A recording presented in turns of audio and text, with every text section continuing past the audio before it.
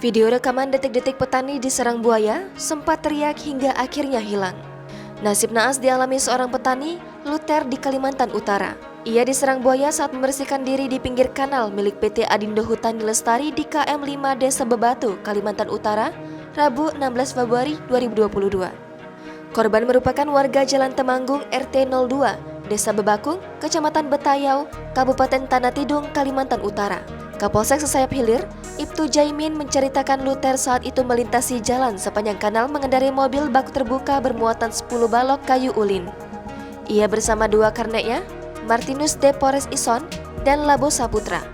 Merasa yakin tidak ada tanda-tanda keberadaan buaya, Luther akhirnya turun pelan-pelan ke kanal. Namun dalam hitungan detik, muncul buaya yang langsung menyerangnya. Momen Luther turun ke pinggir kanal sebenarnya terekam oleh salah satu rekannya yang memilih tetap berada jauh dari sana.